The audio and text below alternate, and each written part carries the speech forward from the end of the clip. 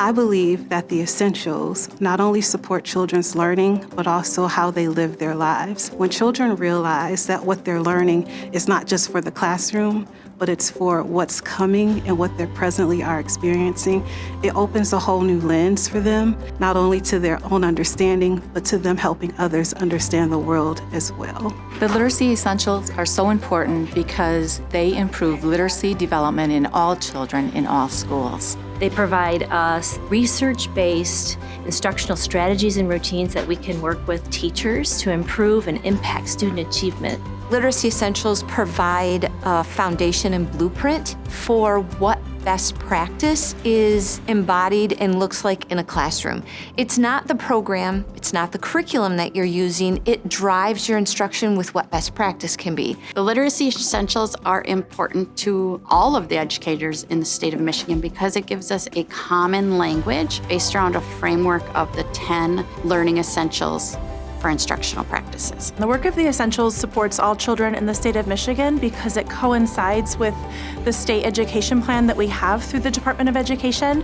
And the first two goals of the state education plan focus on early literacy achievement, early literacy opportunities, which is also what the Essentials are designed to do with those 10 practices in every classroom every day. They give us a baseline of the minimal needs that we need to provide to kids in the classroom for literacy instruction on a daily basis. So if we are incorporating all 10 literacy essentials, we are at least covering those bases. Of course, we want to give them more, but if we're doing those 10 essentials, we're on the right track.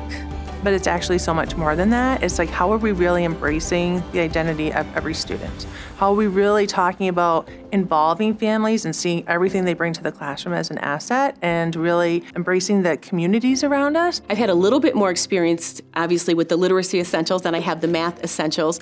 But some of the ways that I feel like we have used those in our building and how we might use the math essentials is, starting off, the most obvious one I think of is the professional learning. How do we use the essentials to support that work as professional development? I also think, though, it's a great reflection tool for us as a building to look at the essentials and say, what do our math classrooms look like in comparison to what the essentials are saying? What are research-based best practices? All roads lead back to the essentials. So whether I'm working with coaches or I'm working with teachers, we always look at, what do the essentials say? How can we leverage what's already there, something that we know is based in research? I don't have to go to multiple sources. I know that these are the best high-leverage instructional practices, and I can bring those in to basically any context. The essentials lay the foundation, that blueprint, but it doesn't mean that our teachers know what to do with them. So another component of the literacy funds that came from the legislator was that we were going to have literacy coaches for classrooms and to support teachers. So the coaches spent extensive time understanding those essentials, working hand in hand with the researchers along the way, and those coaches can model and become engaged with those classroom teachers or maybe a grade level to say, what are you doing and how do we help you take that to the next level? And the essentials allow us to do that. And this is so powerful because it allows for a teacher to say, I need support in this area. I'd like to develop this a little bit further, and we can go into the individual teacher and support them in that area. Coaching model works for several reasons. One, it creates a safe environment. It's a collaborative opportunity. It's an opportunity for teachers and coaches to work together. It adds an extra hand, an extra set of eyes, an extra set of ears.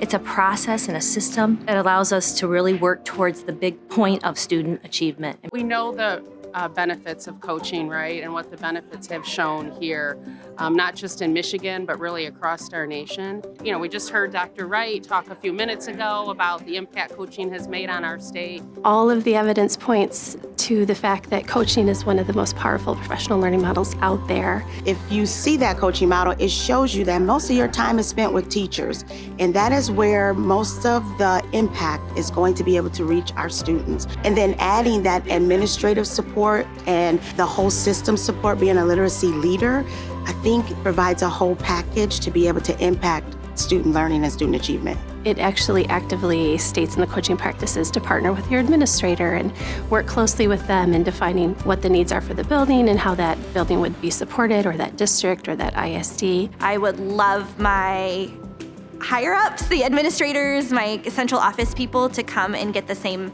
message. Coaching really works best with administrative support. Literacy coaching is really about building capacity in teachers.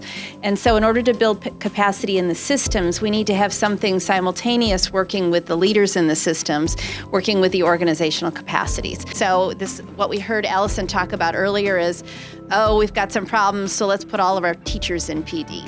We're actually doing the opposite. Let's put the leaders in professional learning, and let's think about how to build their expertise around supporting the conditions that lead to success for teachers. We learn alongside our teachers. I think it offers us the opportunity to really engage in those rich conversations with teachers if we have the same knowledge base, so it's building my own knowledge base. I also think it gives our teachers a really strong message that we don't know it all, and we are learning too, and we're willing to learn right alongside them. We do not have time to waste. We must be absolutely intentional, especially post-COVID, with getting our students where they need to be. We don't need a million different things. We need to really harness what we know works for children and what's best instructional practice. It might be challenging because it's so overwhelming, you don't even know where to start. And I think it's really important to be strategic as to where to start by looking maybe instructional rounds or looking at what's going on in your building, teacher interviews, conversations. Where are the threads where we really need to kind of improve? So the more that we can say, I believe in you, you've got this, and give teachers the tools so they can actually teach children, then I just think it gives us a chance to have kids feel really good about themselves and be change makers for the future.